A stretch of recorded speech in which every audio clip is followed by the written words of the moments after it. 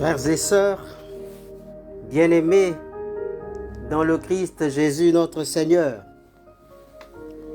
paix et joie à vous. En ce jour dominical, dès le matin au réveil, nos pensées vont vers chacun de vous.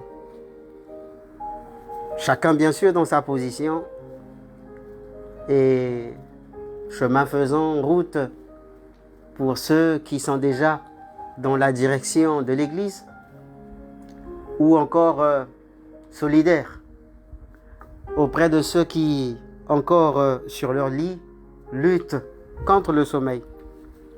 Que la bénédiction du Seigneur vous localise et qu'il accorde à chacun et à tous la grâce et la faveur nécessaires pour faire de ce jour un dimanche merveilleux, un dimanche exceptionnel.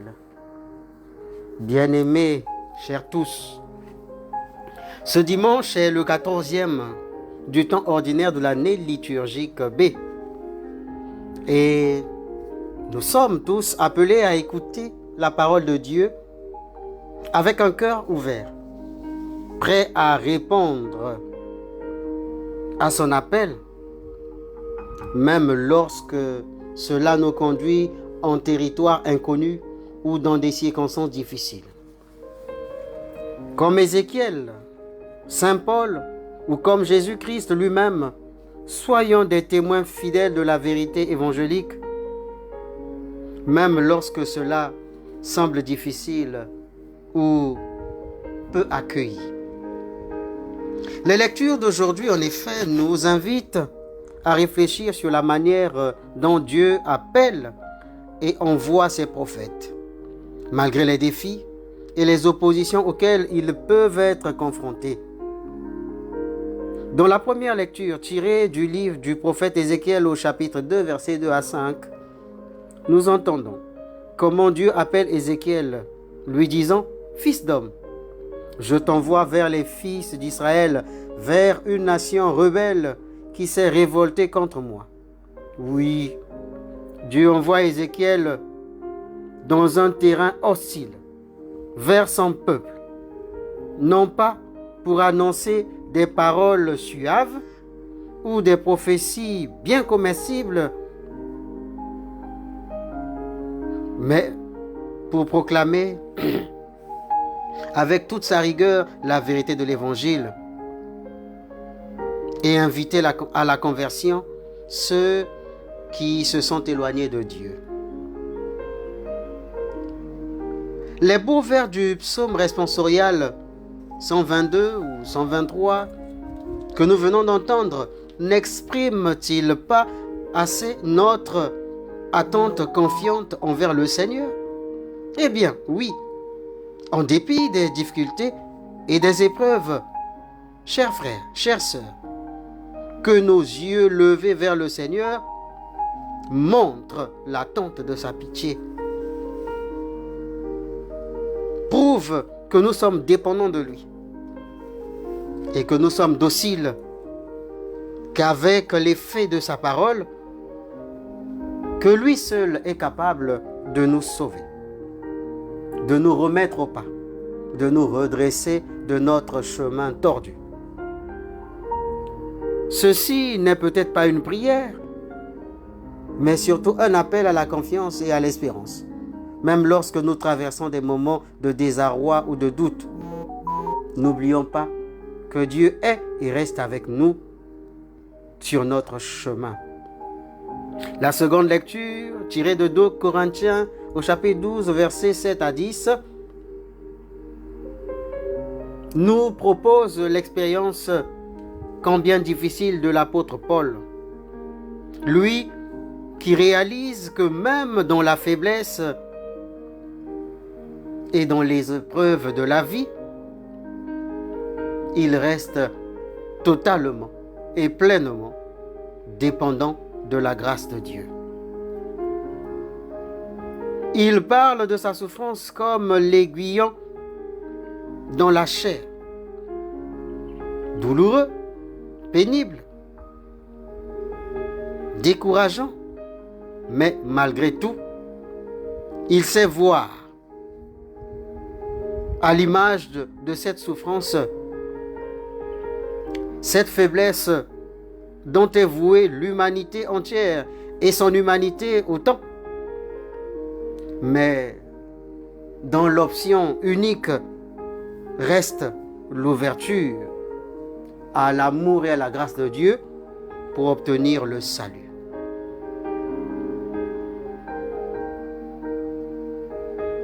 Que nos faiblesses ne soient pas occasion de tourment.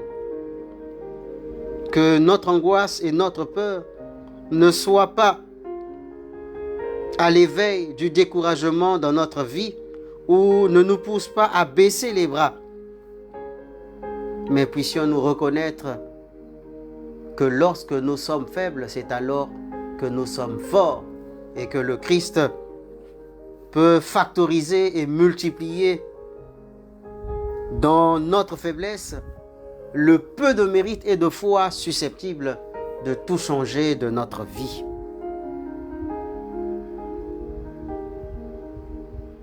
À cela, faisons tout de ne pas nous dérober ou de ne pas passer à côté de la grâce providentielle que Dieu nous offre.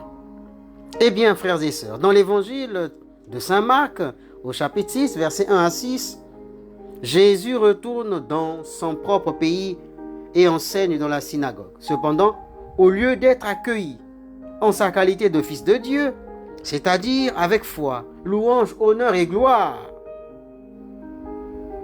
qui seraient égaux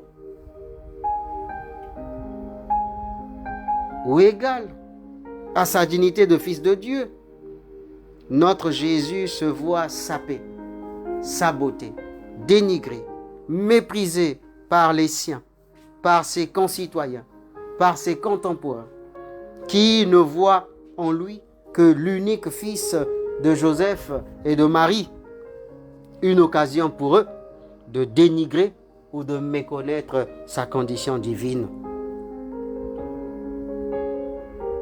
Pourtant, Jésus se saisit de cette opportunité une fois de plus pour donner à notre humanité, en commençant par ses contemporains, une belle leçon tirée de cette maxime très connue à son époque. Comme quoi, un prophète n'est méprisé que dans son pays, sa parenté et sa maison. Lorsque l'on parle du pays de Jésus, de la parenté de Jésus ou de la mission de Jésus, l'évangéliste Marc nous appelle à nous détacher de tout ce qui est localisation ou lien de consanguinité.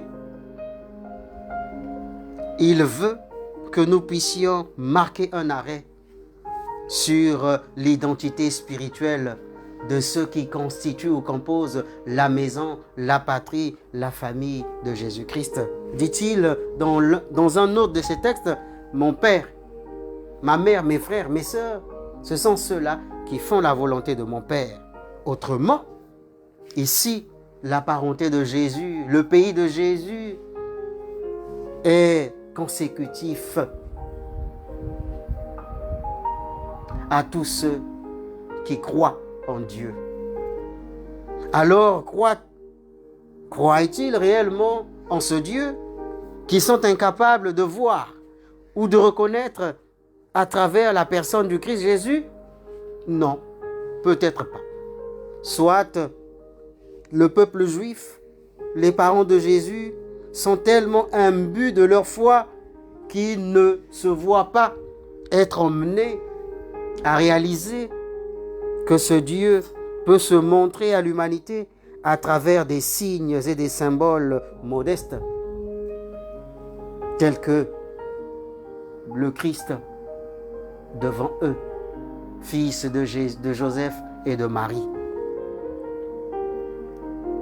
Il s'en va donc déconstruire une logique de son époque qui tenait pour Dieu un être supra-humain, surnaturel, condescendant, un être omnipotent, omniprésent, omniscient, un être insaisissable, vivant dans les très hauteurs, le tout-puissant, le tout autre.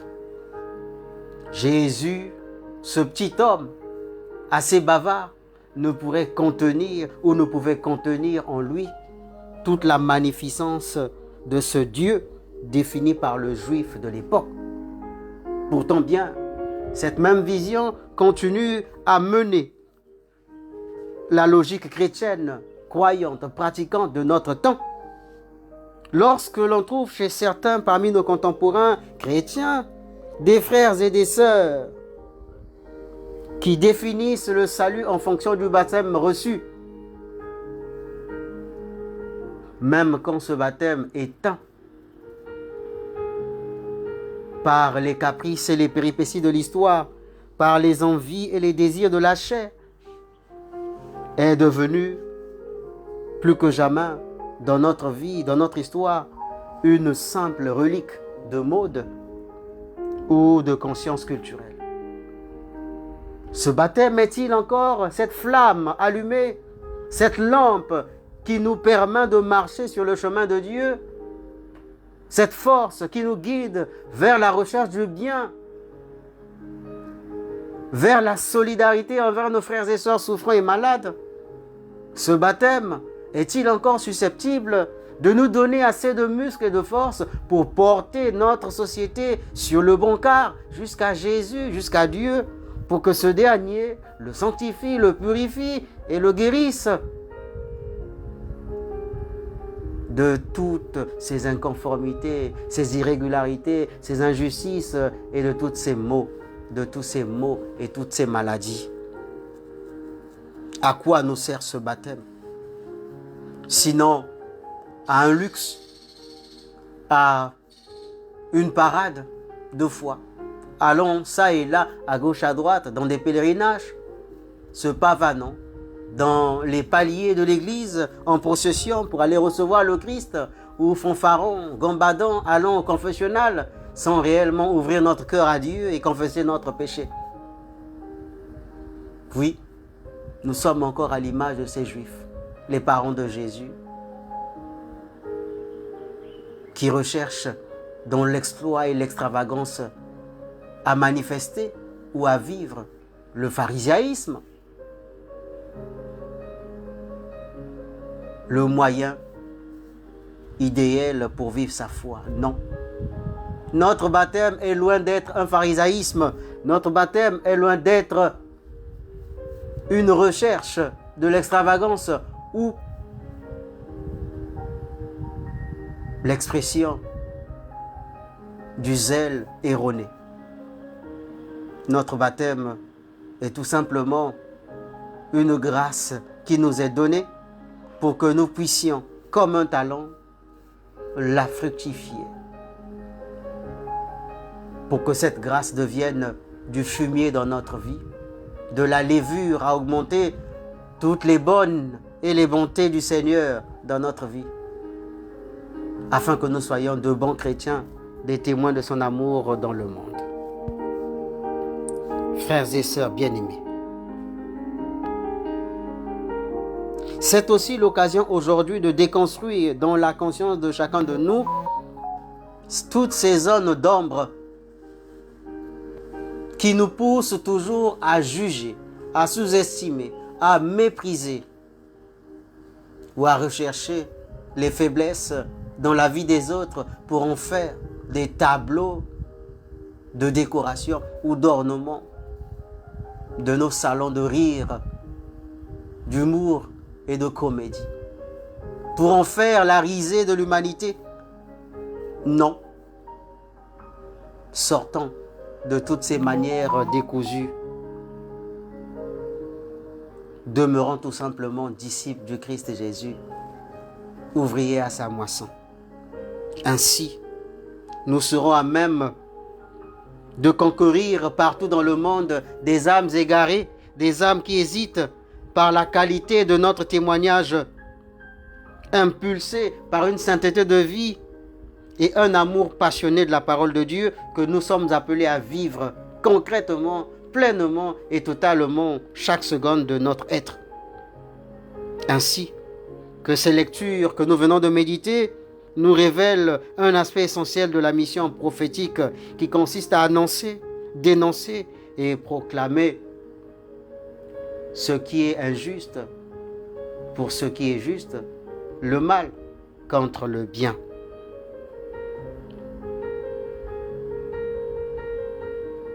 Que le Seigneur marque une fois de plus de son empreinte de grâce et d'amour, de force et de bonté notre cœur, pour que celui-ci nous aide à redevenir chrétiens à son image, à sa suite, pour sa gloire et notre salut. Que la grâce de Dieu nous fortifie dans notre mission quotidienne afin que nous puissions vivre du témoignage de l'évangile que nous avons reçu et que nous puissions l'annoncer à notre tour. Et que Dieu, partout où vous êtes, vous prenne dans ses bras et vous rassure de son amour et de son affection. Moi, quant à moi, je ne puis que vous dire, je vous aime d'un amour saint et très fort, très bon et merveilleux. Que Dieu vous bénisse et qu'il nous aide à se tenir bons les uns les autres pour que sa mission partagée et vécue ensemble soit d'un succès plein et d'un rayonnement glorieux pour notre salut à tous et pour la gloire de Dieu. Que Dieu vous bénisse. C'était le Père Célo depuis Bon Pasteur de la Riviera 3 et 4. À bientôt.